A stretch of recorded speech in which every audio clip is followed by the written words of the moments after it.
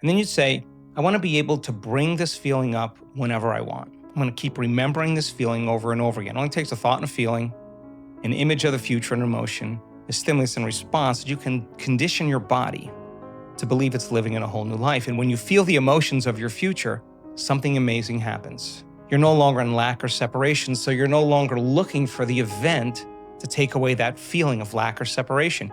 Your body's actually believing it's in the event. And so then you're not looking for it. You feel like it's already happened. Get ready, because that's when your life begins to change. If you could learn how to rest your attention in your heart, and where you place your attention is where you place your energy, regulate your breath, start slowing your breathing down. Even if you did it for 1 minute, you could actually begin to change your brain waves, and you could actually cause your heart to start functioning more regulation and more order. If you said, okay, I'm going to work with my body, and I'm going to start breathing, and I'm going to start feeling emotions that I do want to feel. Yes, it may take you a few minutes to get there, but if you keep practicing it over and over again, the heart starts producing a very profound signal. It starts to produce an external magnetic field. It's measurable.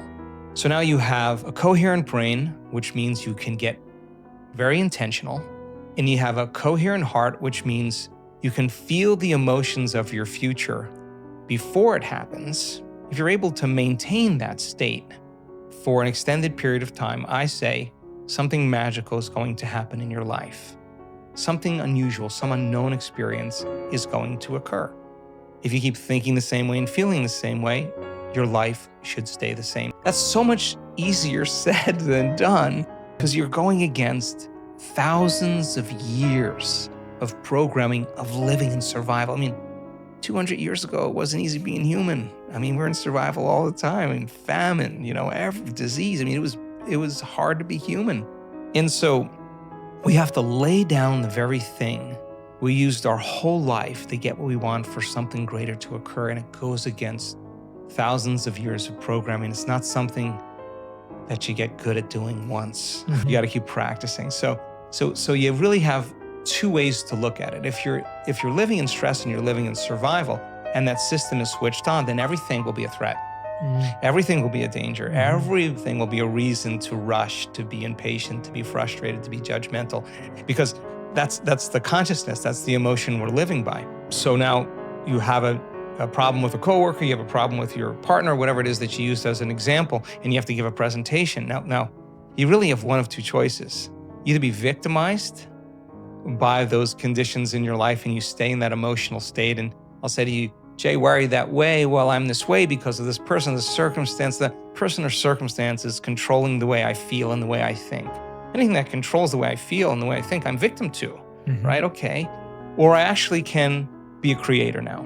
Okay, so when it's the hardest, it matters the most. Well, we think primarily 90% of the time we think the same thoughts as we thought the day before. The challenge with that is the thought that you keep thinking over and over again becomes a belief. And nerve cells that fire together wire together. So the more nerve cells fire, the more they develop long-term relationships, and the more hardwired they become. The more hardwired they become, the more automatic they are. The more automatic they are, the more unconscious they become. So the process of change really requires becoming conscious of your unconscious thoughts, which means just because you have that thought doesn't necessarily mean it's the truth.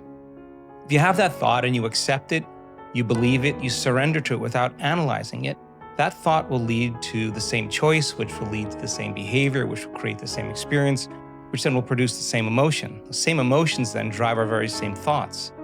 The moment we inhibit that thought, or the moment we become conscious of it and we no longer accept it, there's a biological craving that takes place in the body, because the body has been conditioned to be the mind. So the body starts influencing the mind to think more corresponding thoughts equal to that feeling. So here comes the assault.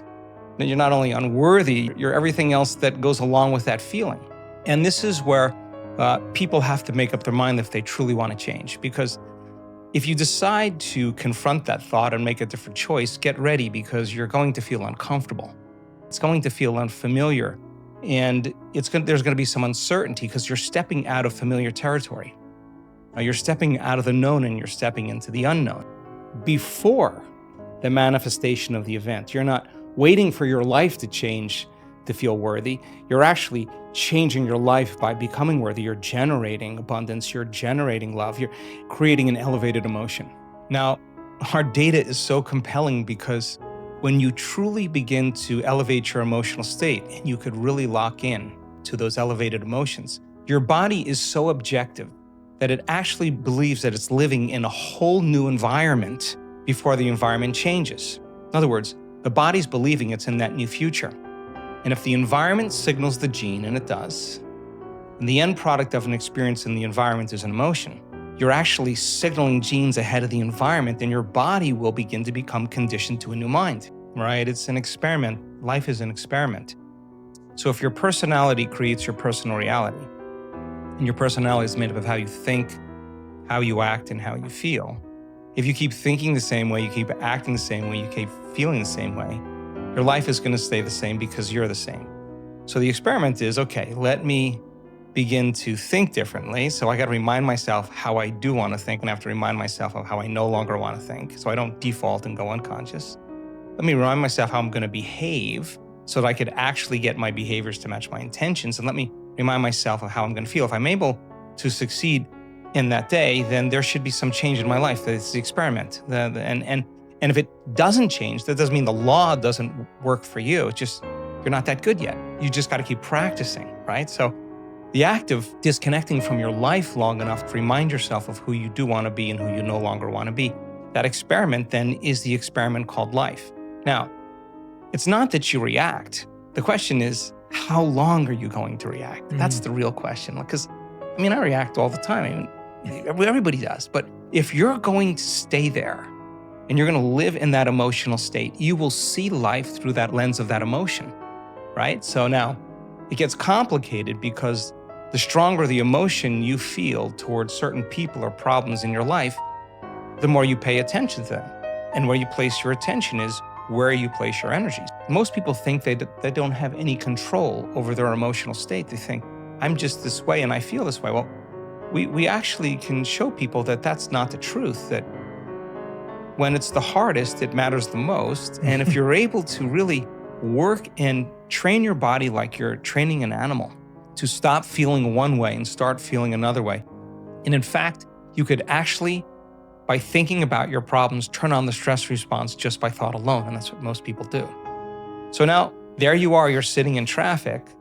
The heart is pumping because it's trying to get blood to the extremities because the primitive system's switching on, saying that there's a predator, there's danger. And the heart is beating against closed arteries.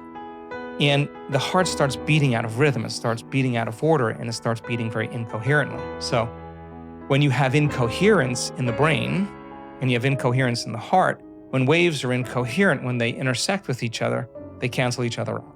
And when they cancel each other out, there's less energy in the brain, you're going to default to some of those reflexive systems.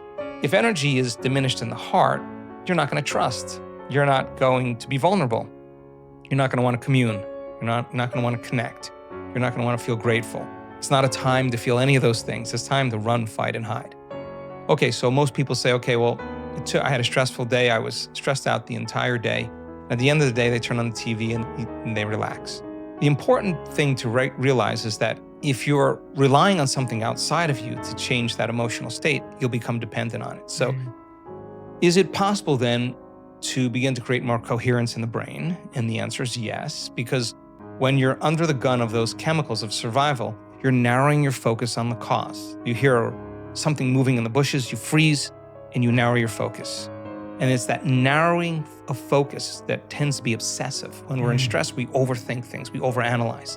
That actually, we've discovered, makes the brain worse. And it actually makes the heart regulate more out of order.